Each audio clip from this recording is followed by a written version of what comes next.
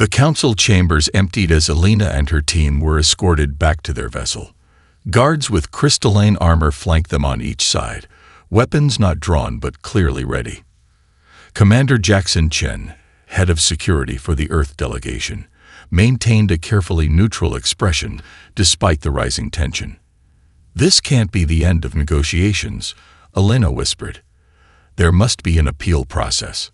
The Midorian escort turned multiple eye stalks toward her. "The Council's judgment is absolute," it stated flatly. "Your species represents an unacceptable evolutionary path." Once aboard their ship, the Horizon Dawn, Alina called an immediate briefing. The vessel's conference room felt suddenly claustrophobic as the 12-person delegation gathered around the holographic display. Their faces reflected the same shock and disbelief that Alina struggled to process.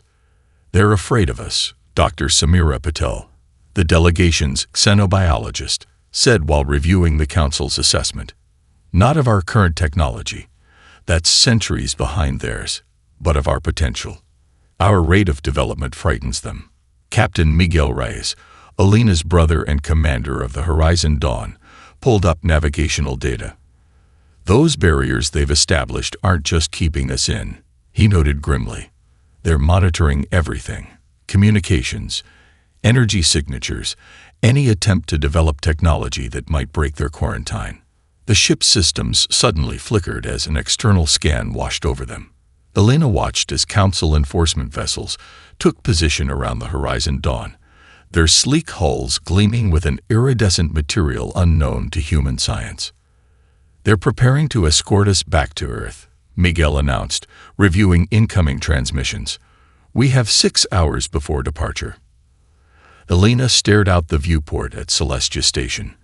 Its impossible architecture, structures that seemed to defy physics, materials that shifted and adapted continuously, had initially filled her with wonder. Now it represented humanity's prison sentence. "We need to gather as much intelligence as possible before we leave," she decided. "Samira, analyze every bit of biological data you can access. Lieutenant Reyes, download whatever technical specifications the open databases will give us. Dr. Pierce, collect cultural and historical records. If we're going to be isolated, we need to understand exactly who's isolating us and why." As the team dispersed, Alina retreated to her private quarters. She activated her personal data slate, recording what would become her final report as Earth's first and last ambassador to the Galactic Council. "The Council's decision appears irrevocable," she spoke quietly. "Their fear is masked by bureaucratic language, but the underlying message is clear.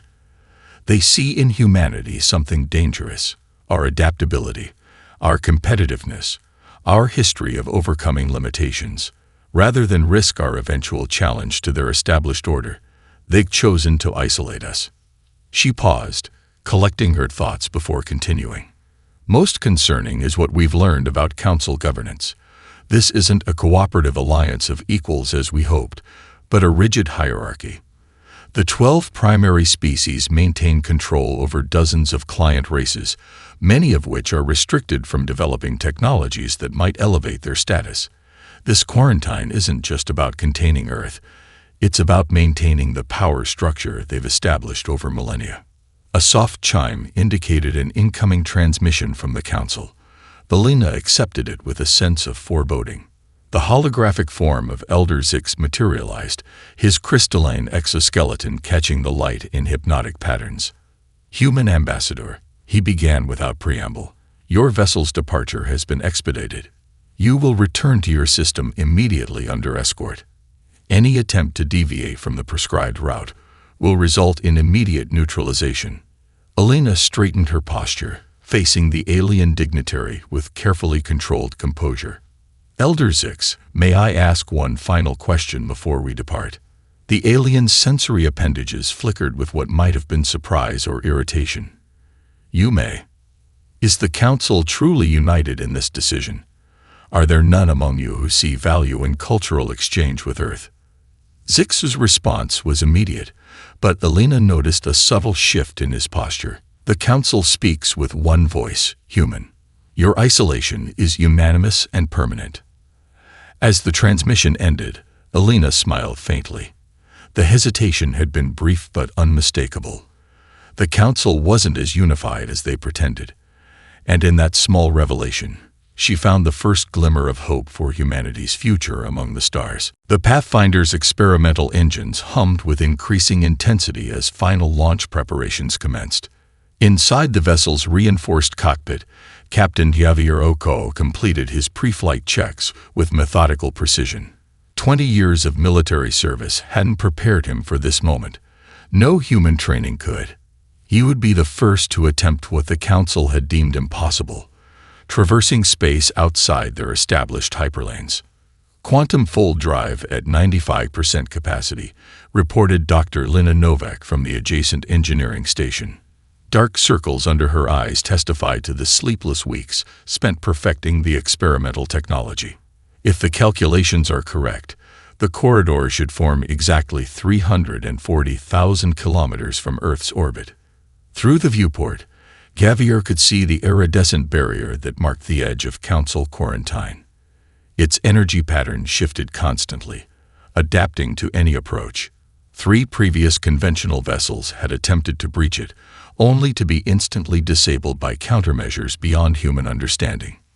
"Mission Control confirms go for launch," came the voice of Flight Director Hassan Ibrahim through the comm system. "Pathfinder, you are cleared for quantum fold initiation." Javier's hand hovered over the activation sequence. "Any final words of wisdom, Dr. Chen?" Dr. Marcus Chen's holographic image appeared on the command console. The physicist's normally calm demeanor showed uncharacteristic tension. The quantum corridor should exist parallel to normal space. In theory, the Council's barriers only function in our dimensional plane. Their technology doesn't account for cross-dimensional transition. "That's the theory," Javier replied with a tight smile. "Captain Oko." Chancellor Williams's voice joined the transmission. "I want to personally acknowledge the risk you're taking. The fate of our species may well depend on the success of this mission." "Just doing my job, Chancellor," Javier responded, though they both knew this was far beyond any normal duty. "If there's a way past these barriers, we'll find it." He initiated the launch sequence. The Pathfinder detached from its orbital dock, thrusters guiding it toward the predetermined coordinates. Behind the experimental ship, Earth hung suspended against the backdrop of stars, beautiful, isolated, and waiting. "Approaching jump coordinates," Lina announced. "Quantum fold drive at maximum capacity." Warning indicators flashed across the control panels as Council monitoring stations detected their approach toward the barrier. Within minutes, enforcement vessels would arrive to intercept them. "It's now or never," Javier said, initiating quantum fold. He pressed the activation sequence. For a terrifying moment, nothing happened. Then reality itself seemed to bend around the ship. The stars outside stretched like pulled taffy, colors shifting beyond the visible spectrum. Javier felt simultaneous pressure and weightlessness as fundamental forces rewrote themselves around the vessel. A jagged tear appeared in space before them. Not darkness, but something else, a corridor of shifting possibilities existing between the fabric of dimensions. The Pathfinder's engines screamed as they pushed the vessel toward this impossible opening. "We're being scanned," Lina shouted over the structural groaning. Council enforcement detected the energy spike. On the sensors, 3 Council vessels accelerated toward their position, weapons systems activating. They wouldn't reach the Pathfinder in time, but their sensors would record everything. "Let them watch," Javier said through gritted teeth as he guided the ship into the quantum corridor. "Let them see what humans can do." The Pathfinder slipped through the dimensional tear just as the first Council energy weapons discharged. Space twisted, the corridor sealed behind them, and Earth vanished from their sensors. The violent shuddering of the ship suddenly ceased, replaced by an eerie stillness. Emergency lighting bathed the cockpit in red as systems rebooted. Javier checked the navigational display, holding his breath until coordinates appeared. "My God," he whispered. "We made it." The display showed their position, 14 light-years from Earth, well beyond the Council's quarantine zone. Dr. Novak, prepare a quantum packet transmission to Earth. Message begins. Pathway confirmed. The stars are open to us again. Sarah Kwan pressed her palm against the crystalline wall, feeling a subtle vibration beneath her fingertips. The underground chambers of Tenebris stretched around her team in a labyrinth of translucent passages, each one refracting the light from their expedition here in hypnotic patterns. After 3 weeks of exploration, they'd mapped less than 5% of the structure. These readings make no sense, muttered Dr. Victor Oladel, studying his scanner with increasing frustration. According to these measurements, the gravitational field shifts every 6.2 minutes in a mathematically precise sequence. Sarah nodded, having observed the pattern herself. It's not natural. This entire underground complex is a machine, but its purpose. She trailed off, distracted by a new discovery. Her headlamp illuminated a chamber different from the others they'd explored. The walls here featured intricate etchings, symbols, and diagrams unlike anything in the Council linguistic database they'd managed to download before Earth's banishment. Dr. Oladel, I need you to document this, Sarah called out, her voice echoing through the crystalline passages. This might be our first insight into whoever built this place. As the xenorchaeologist began recording the symbols, Sarah's communicator chimed with a priority signal from the surface colony. Engineer Kwan, came the voice of Colony Director Hammond. We've received a quantum packet from Frosta Colony. Their drilling teams have discovered something you need to see. Within hours, Sarah found herself aboard one of the few intercolony transport vessels, emerging from a quantum corridor near the ice-covered world of Frosta. The colony there had taken a different form than Tenebris. Instead of the surface habitats necessary on the desert world, Frosta's colonists had burrowed deep into the planet's ice sheets, creating a network of tunnels and chambers insulated from the minus 170 degrees Celsius surface temperatures. Research Director Jamal Ibrahim met her at the airlock, frost forming on his beard despite the environmental controls.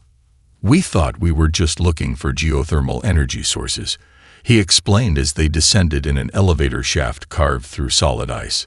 Instead, we found this. The elevator opened onto a vast cavern that stole Sarah's breath away. Massive blue crystals pulsed with interior light, growing from floor to ceiling in geometric formations too perfect to be natural. Between them, metallic structures of unknown origin curved and intertwined in complex patterns. The energy readings are off the charts, Jamal continued. And look at this. He led her to a central platform where his team had set up research equipment. A holographic display showed comparative analyses of the crystal formations.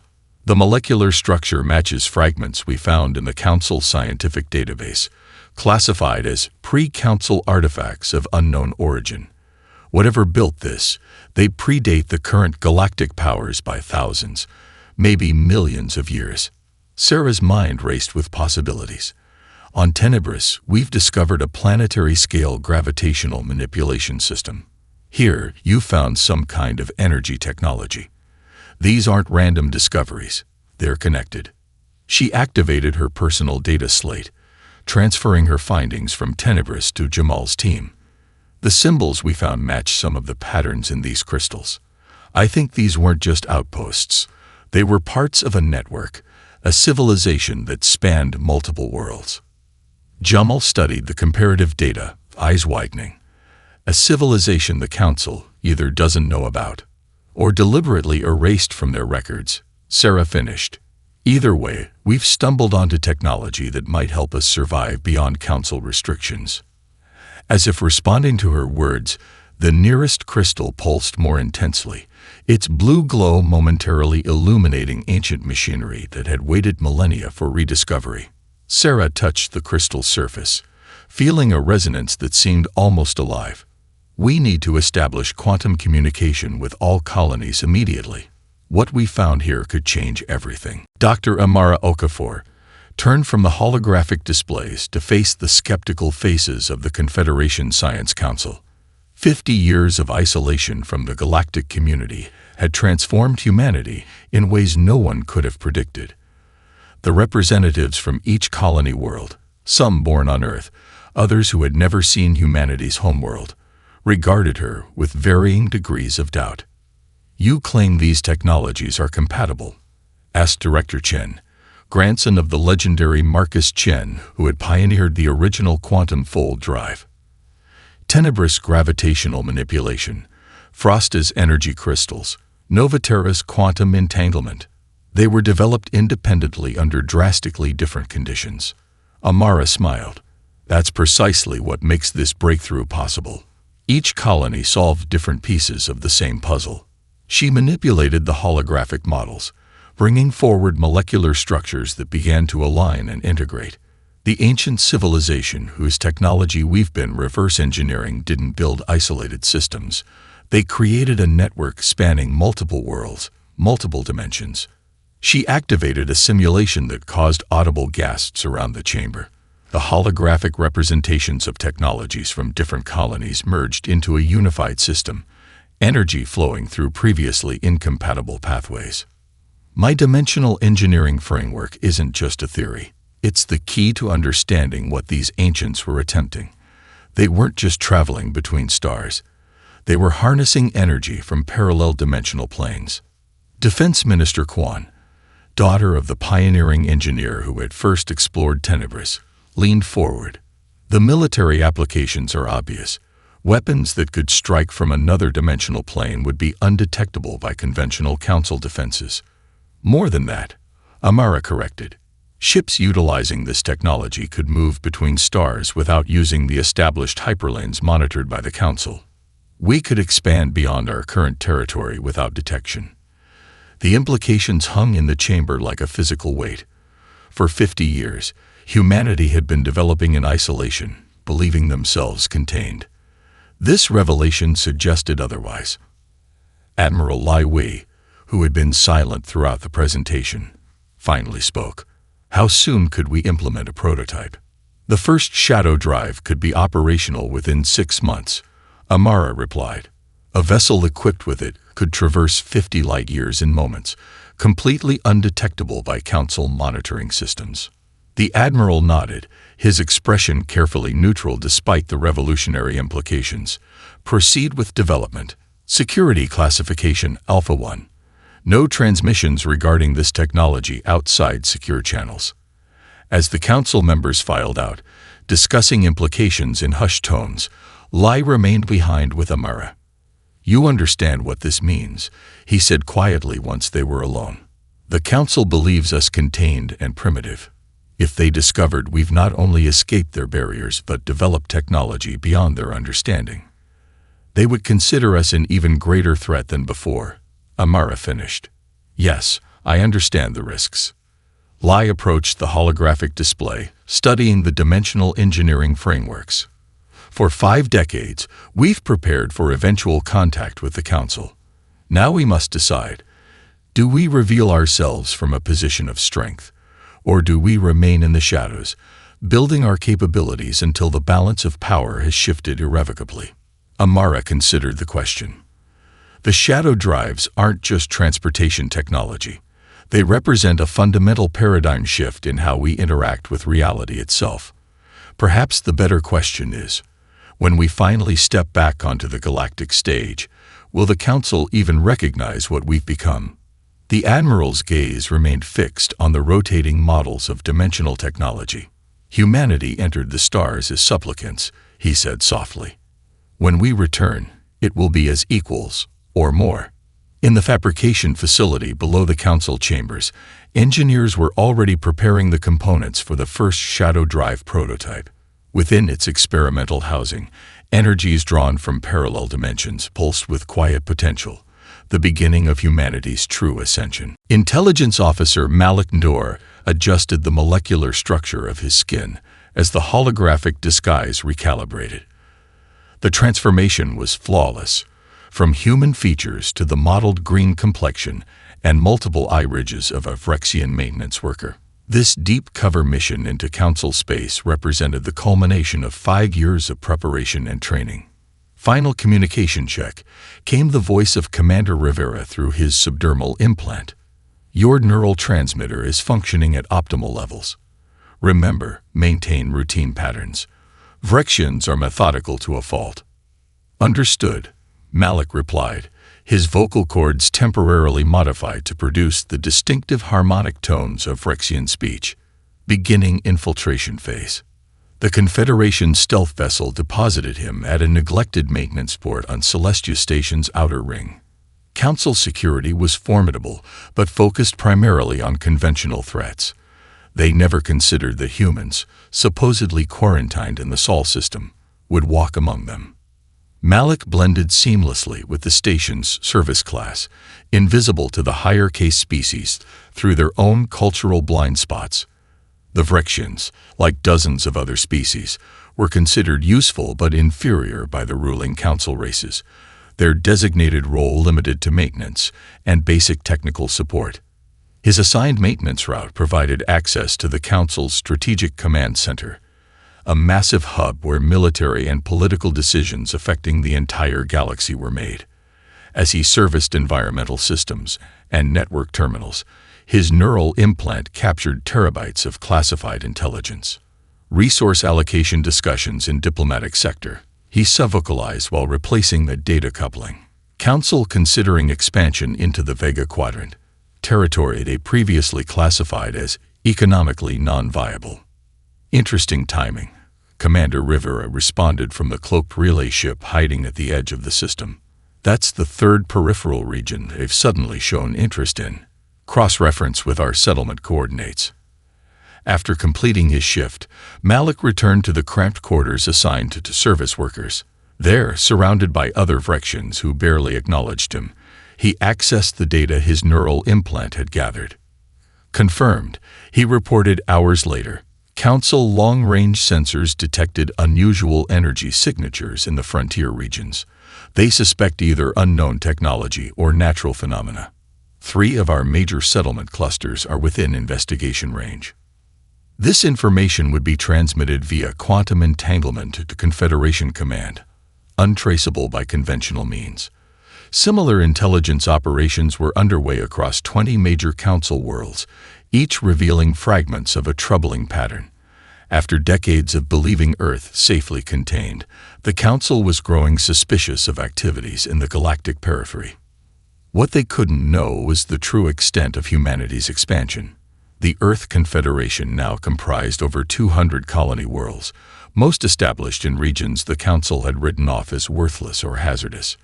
Shadow drive technology allowed continuous movement between these settlements without detection, while dimensional engineering provided energy sources undetectable by Council sensors.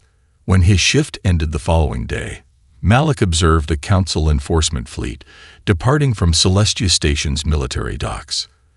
The 12 sleek battlecruisers represented the pinnacle of conventional Council technology, impressive but increasingly outdated compared to Confederation advancements. Enforcement Fleet Sigma has deployed, he reported, watching the vessels activate their hyperdrive engines. Destination coordinates match the Proxima Delta sector. Commander Santos should be notified immediately. Transmission sent, confirmed Rivera. Contingency protocols are being implemented. As the Council fleet vanished into hyperspace, Malik continued his maintenance rounds, expression professionally neutral despite the gravity of the situation. The silent chess game between humanity and the Council was reaching a critical phase.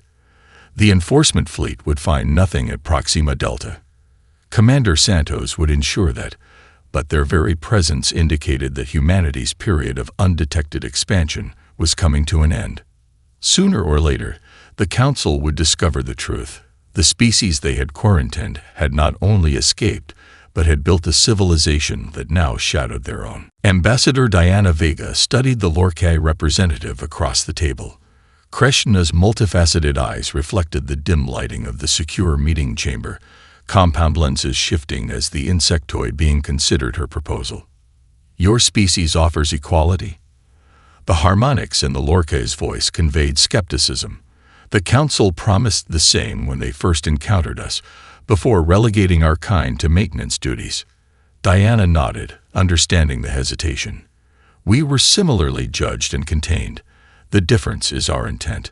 She activated a small projector that displayed schematics of Lorcae origin. Revolutionary propulsion designs the Council had classified as potentially destabilizing and subsequently buried. These innovations were never implemented, Diana noted. Why? Kreshna's mandibles clicked in what humans had learned to recognize as frustration. The Council determined such advancements would disrupt established transit protocols. In truth, our designs would have made their controlled hyperlanes obsolete. Exactly, Diana replied. The Council maintains power through technological suppression. We offer a different approach, collaborative development without hierarchical restrictions. She transmitted additional data to the Lorcae representative, secure schematics of the shadow drive technology. It was a calculated risk, revealing such sensitive information, but establishing trust required meaningful gestures. Kreshna's posture changed immediately upon reviewing the data. This violates fundamental Council technological doctrines. It surpasses them, Diana corrected. And combined with your species' propulsion innovations, it could be further enhanced. The agreement that emerged from that meeting, the Terran-Lorcae Technology Exchange, became the foundation of humanity's most ambitious diplomatic initiative. Within 5 years, representatives from dozens of species marginalized under Council hierarchy had joined secret negotiations. In a secure facility on the frontier world Nexus Prime, Diana now stood before delegates from 17 different species. The chamber had been specially designed to accommodate wildly different physiological needs, varying atmospheres, gravity requirements, and temperature zones all seamlessly integrated. The Nishi delegation has confirmed their participation, reported diplomatic attaché Marcus Wong as they prepared for the session. Their telepathic abilities have been suppressed by the Council for millennia. Access to our dimensional technology could finally allow them to develop their natural potential. Diana nodded, reviewing the latest intelligence from Malik's network. And the Council remains unaware of these meetings. Their investigation into frontier anomalies continues, but they're looking for technological signatures, not diplomatic initiatives, Marcus confirmed. Our dimensional shielding conceals all activities here. The chamber quieted as Diana took her position at the central podium. Representatives from across the galaxy, each representing species the Council had deemed secondary or tertiary in their rigid classification system, turned their attention to the human ambassador. Welcome to the first official gathering of what we propose to call the Frontier Alliance, Diana began. Each of us has experienced the limitations imposed by Council governance. Each of us brings unique perspectives and abilities that have been deliberately underutilized. She activated the chamber's central display, revealing a galactic map highlighting territories controlled by represented species. Individually, each appeared isolated and contained. Together, they formed a network that rivaled Council space itself. For too long, we have existed as separate entities, divided by Council policy and restricted from our full potential. Diana continued. Today, we begin a new approach. Cooperation without domination, advancement without suppression, unity through diversity rather than conformity. The Vosh representative, a crystalline being floating in a specialized aquatic environment, activated their communication system. The Council will detect our cooperation eventually. Their response will be severe. Diana nodded, acknowledging the concern, which is why our immediate priority must be shared defense technologies.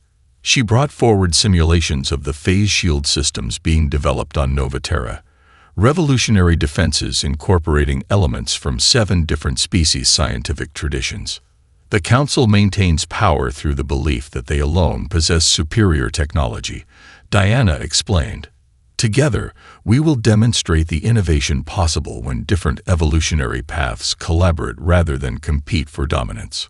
Around the chamber, representatives exchanged glances, communicating in their diverse ways. After centuries of Council-enforced separation, the concept of true alliance remained novel, even frightening. Yet the possibilities it presented were undeniable. Admiral Mira Patel stood on the command deck of the Earth Confederation flagship Defiance, watching as Council vessels emerged from hyperspace directly ahead. The moment of revelation had been carefully orchestrated after decades of preparation. 100 years of development in the shadows was about to end. Council fleet has established defensive formation, reported Tactical Officer Hernandez. Their weapon systems are active but not targeting. They're scanning us continuously. Mira nodded, maintaining a composed exterior despite the historical significance of this encounter. Open communications on all Council frequencies. The central view screen flickered to life, revealing the command deck of the Council flagship. Admiral Giron of the Midorian Guard stood rigidly at its center, his crystalline exoskeleton reflecting the ambient light. Multiple eye stalks swiveled to focus on the human commander. Unknown vessel. The alien admiral began. You have entered restricted space. Identify. He stopped abruptly, mandibles clicking in what intelligence briefings had identified as shock. This is impossible. Human life forms were quarantined in the Sol system. Admiral Giron. Mira acknowledged with a respectful nod. I am Admiral Mira Patel of the Earth Confederation. 100 years ago, your council deemed humanity unworthy of the stars. We have come to revisit that judgment. The Midorian's posture shifted subtly, additional appendages moving into view, a sign of heightened alert. The quarantine barriers were impenetrable. No known technology could bypass them. No council technology. Mira corrected. Humanity has developed along different lines during our isolation. She gestured to Lieutenant Commander Rodriguez, who activated a precise sequence on his console. Around the Defiance, dimensional rifts shimmered into existence. From each emerged additional Confederation vessels, their advanced hulls bearing no resemblance to conventional Council designs. Within moments, the Council fleet found itself surrounded by ships that had appeared from seemingly nowhere. On the view screen, frantic activity erupted on the Council flagship as sensor readings flooded their systems. Admiral Giron conferred urgently with his officers before returning his attention to Mira. What is the meaning of this display? He demanded, vocal harmonics betraying tension despite the translation. Not a threat. Mira assured him. An invitation. Representatives from the Council will accompany us to witness what humanity has built beyond your quarantine. Your vessels will remain here, unharmed. The Council Admiral hesitated, multiple eyes blinking in sequence, a sign of rapid internal calculation. The Council does not respond to coercion. Nor do we offer it, Mira replied. Consider this a diplomatic opportunity to reassess a century-old judgment made in haste and fear. Hours later, a diplomatic shuttle carrying 3 Council representatives docked with the Defiance. Mira greeted them personally in the reception bay, a gesture of respect rarely shown by Council officials to lesser species. You will be transported to Nova Terra, she explained as they were escorted to a specialized transport vessel. Our capital world. The senior Council diplomat, an ancient Synthorian with translucent skin revealing pulsing internal organs, regarded her with barely concealed disdain. The Council recognizes no human authority beyond Earth. You soon will, Mira stated simply as the transport's dimensional drive activated. The journey that would have taken weeks through conventional hyperspace concluded in moments. As the dimensional field dissipated, the viewport revealed a planetary system unlike anything in Council records. Nova Terra hung in space before them, surrounded by massive orbital structures that defied conventional physics. City ships floated on gravitational fields of their own generation. Energy production facilities drew power directly from parallel dimensions, their output exceeding anything the Council had achieved. The Synthorian representative moved closer to the viewport, multiple eyes widening. This cannot exist. Your species was contained. No, Mira corrected quietly. Your council merely believed we were. Grand Counselor 6 entered the celestial chamber with practiced dignity, though the circumstances were anything but ordinary. The ancient hall, designed to showcase the council's supremacy, now felt uncomfortably crowded.